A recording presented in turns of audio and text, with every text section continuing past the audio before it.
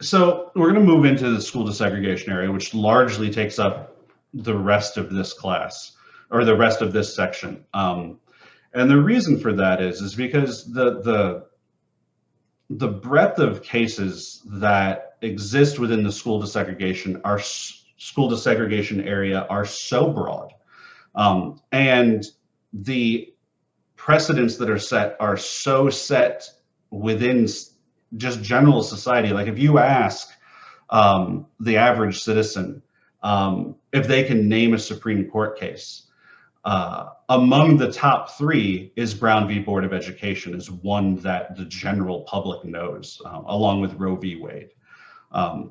So it has just become a part of our general social consciousness in terms of politics. So we're going to start by asking some important questions and then move in to school desegregation in a much more holistic sense. We should probably focus on this idea of why the court in Plessy versus Ferguson held that these separate but equal laws did not violate 14th Amendment due process or equal protection. And the reason why the court in 1896 did that is, for them, it was really a practical political decision. The South at the time, moving through these Jim Crow laws, and I don't even want to just focus on the South. It's not that desegregation, it's not that segregation was a Southern only enterprise. It certainly wasn't. Segregation existed in many ways across the United States. But the sort of Jim Crow laws that we think of, literacy tests, segregated school systems, segregated accommodations in terms of lunch counters, drinking fountains, restaurants, all of these things, those were pioneered and propagated in the South. While they spread elsewhere, it was a uniquely Southern enterprise, the extent to which they were enforced. And the Supreme Court realized that on the bent of Reconstruction, after Reconstruction takes place, the South is in a position where the wounds of the Civil War are still wide open. They're defeated soundly at war, but the politics that led to that war are still what's running the South. And there was worry on the court, and worry more generally nationwide, that if the South was not allowed some degree of autonomy within this area, with some confines, that the South would again exist in a situation where they would make it hard for the nation to operate.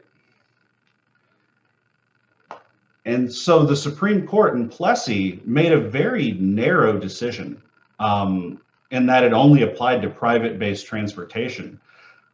But the decision was then interpreted nationwide as to be much more broad. And so these ideas of separate but equal laws became to apply to a significant number of areas. So public accommodations, those would be like swimming pools, movie theaters, drinking fountains, those sort of public accommodations. Also public institutions. So the actual institutions of government began to get segregated under these separate but equal laws. Jails were segregated under separate but equal laws, and onto buses and public schools and so on and so forth, to where in which we had a society of two very different classes of people who, because of the interpretation of the 14th Amendment, had to be provided the same accommodations, but separate. And it doesn't take a historian to tell you that the nature of this separation was not at all equal. That the segregated systems that arose absolutely did not treat African Americans equally to white Americans. They simply didn't do it. So it wasn't separate but equal. It was separate and unequal. And the court begins to build this up and begins to make this much more prominent. So in 1911, the court says that states can absolutely outlaw integration in private colleges. Now, these are colleges that largely aren't taking state money. They operate largely autonomously. But the Supreme Court says that if they exist within a state and that state wishes to bar integration in these private schools, it absolutely has the authority to do so. And that's a pretty big stretch, that the state can ask a private entity to enforce segregation.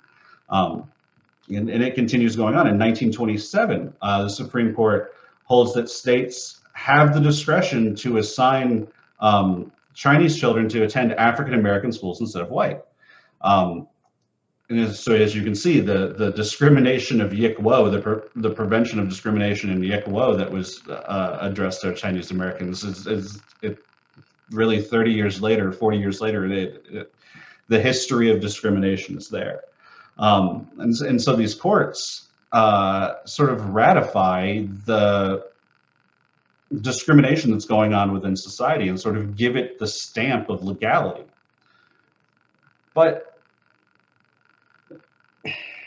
while the court was telling the states that they had significant control over segregation and desegregation choices, all of that really changes, and it changes because of a constitutional crisis.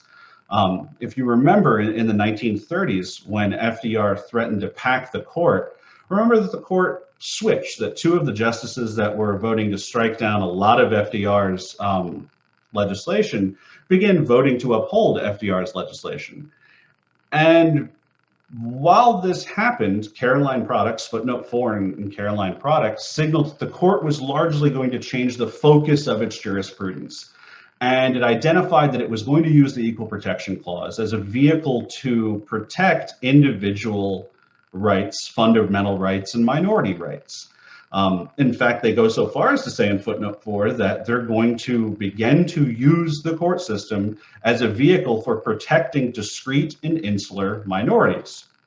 And so the court very clearly signals that they are open for business to prevent discrimination against minorities.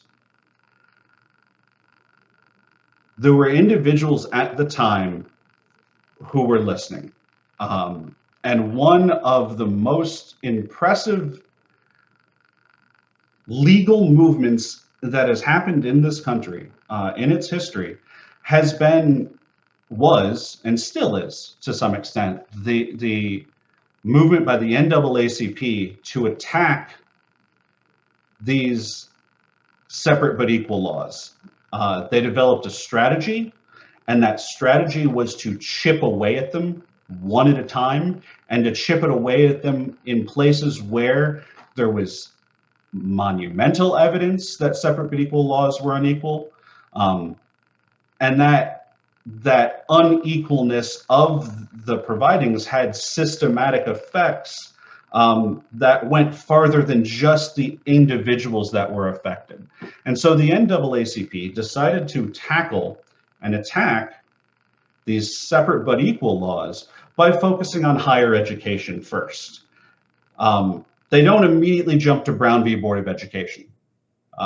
They decide first that focusing on higher education, in fact, the highest levels of higher education, is the easiest way to demonstrate that separate but equal laws aren't equal, and probably are a violation of the 14th Amendment. And so the NAACP, over really the span of 30 years,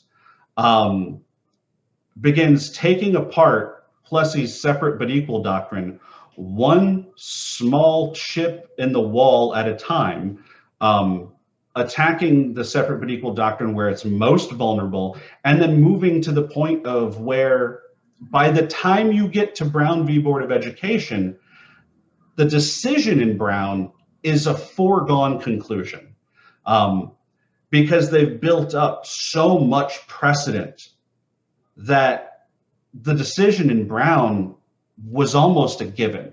And it's this strategy, as identified by the NAACP, that really does away with Jim Crow, does away with segregation, and creates at least a new legal environment for African Americans in the United States.